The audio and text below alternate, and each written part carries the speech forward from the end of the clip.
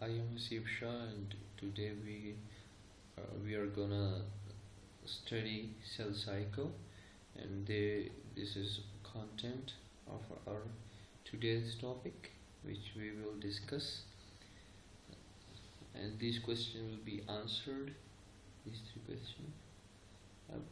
I may give you a little bit overview of a whole topic. That an orderly sequence of events in which a cell duplicates its content and then divides into two. This cycle of duplication and division is known as cycle. Unicellular and multicellular. Unicellular simple, multicellular a bit complex. Millions of cells vary from organism to organism. Certain characteristics are universal. Eukaryotic cells, cell cycle control system, inside the cell, outside the cell, duplicate genome and organelles. It is overview. We are now going to discuss it in detail. So what happened in cell G1 phase? That chromosome, the cell grows and chromosome replicate, and then in second step, chromosomes segregate. The replicated DNA chromosome segregate into two opposite directions. And then in third step, cell division occur. And in the last, two separate daughter cells are formed which contain equal number of chromosomes. Basic function: duplicate and segregate DNA accurately. This is basic. Some eukaryotic cell cycle times. Moving forward. So this is cell cycle drawn here in four phases, divided. In first phase, which you can say G1, is the longer take longer time, in which cell monitors both external and internal environment. That cell is ready to duplicate, cell is ready for reproduce, and cell have the all nutrients and everything that is needed in there in its duplication. So when a green signal came from this phase that yes, everything is okay, go ahead. Then in S phase, DNA is replicated. In this phase, we can say that the number of DNA is 92. Okay, in G2 phase, then comes the G2 phase where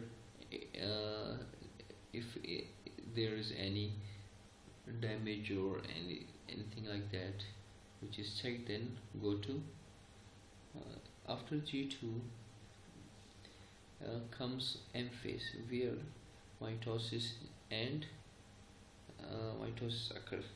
First occurs nuclear division, then in the other half of M phase, cytokinesis occurs, where the cell actually splits into two, and cytoplasmic division occurs. Moving forward, a cell cycle control system triggers the major processes of the cell cycle. Okay, there is a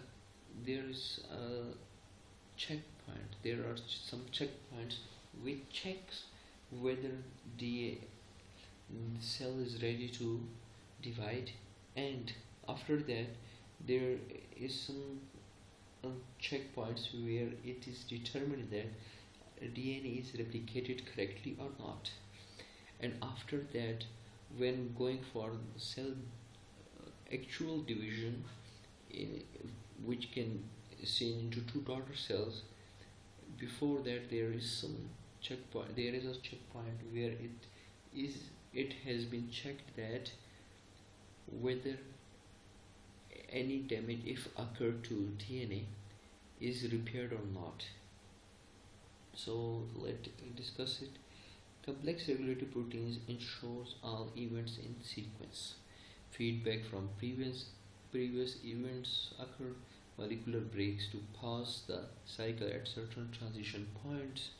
Three main transition points: G1 to S phase, G2 to M phase during mitosis. If unfavorable, then G0. G0 is resting phase. If there is no favorable environment is found in G1 phase, then cell will not go for division. Then cell will go into G0 phase, which is resting phase. So cell members can serve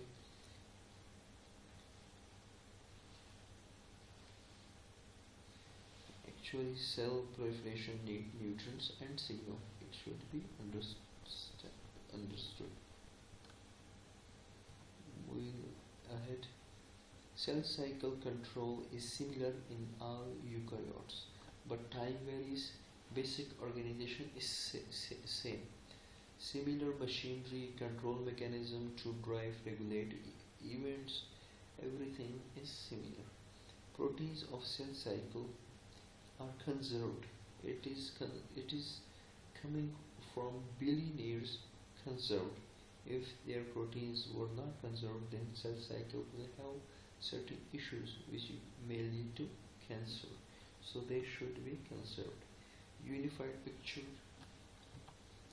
The cell cycle control system consists of two machinery: cell division, two types, manufactures new components and correct places and partitions.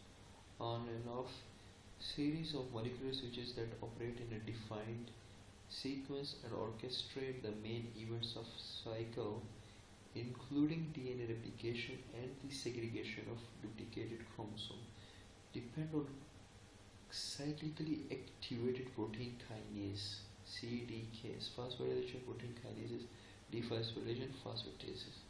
So as everybody knows that phosphorylation occurs through protein kinases and dephosphorylation occurs through phosphatases. CDKs are very important.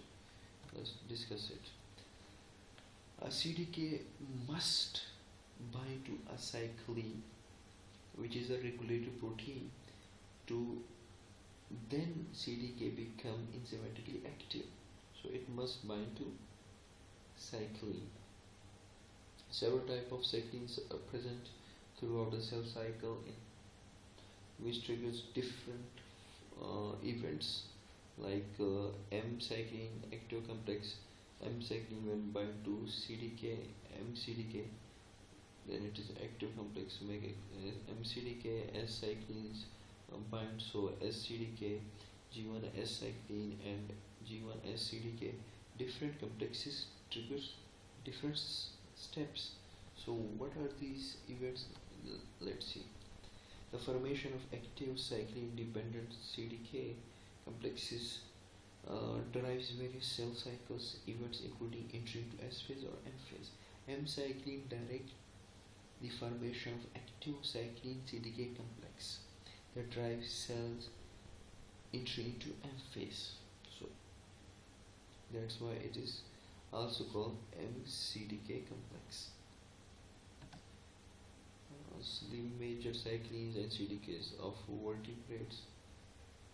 Read it for a while. Pause it and then read it. Yeah, we move on. So distinct CDKs paired with different cyclins to trigger different events of cell cycle. Two types of CDK, cyclin CDK complexes trigger SMM phases. So if you can see S cyclin binds, then cell S cyclin is a lot in S phase but less in M phase, while M cyclin is raised in M phase. So every phase have almost their own cyclin complex. Cyclin concentrations are regulated by transcription and by proteolysis. What happened here? The activity of some CDKs is regulated by cyclin degradation, ubiquitination of S or M cyclin by anaphase promoting complex. anaphase promoting complex is also abbreviated as APC. Marks the protein for destruction in proteosomes. The loss of cyclin renders its CDK partner inactive. So in that way, the concentration of some cyclin are regulated, which led the cell to move to another phase. And if it is going from M phase to another phase, then the M cyclins are degraded by this ubiquitination of S or M cyclin by anaphase promoting complex, which marks protein for destruction in proteosomes. Then proteosome destructed, devastated. Okay, moving on.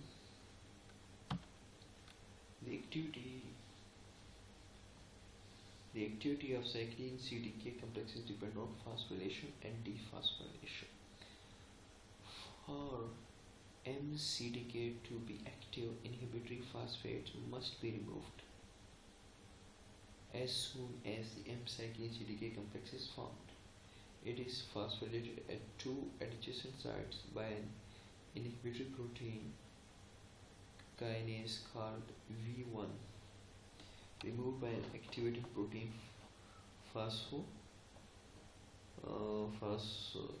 protein phosphatase called CDC25. So mitotic CDK and M-cyclin inhibitory kinase. So what's happened here, that inhibitory phosphate bind to M-cyclin and activate mCDK. So activating phosphatase here, if it activates, so it releases phosphate group, and so active CDK is formed. The activity of CDK can be blocked by the binding of a CDK inhibitor. It can also be blocked by CDK inhibitor. Inhibitor protein P27 binds to an activated cyclin CDK complex. Attachment prevents the CDK from phosphorylating target proteins required for, as you can see, required for progress through G1 into S phase. Very simple. So here is a summary. Watch it. It was so simple. Thank you for watching, and please subscribe and like my channel, and your suggestion will be highly appreciated.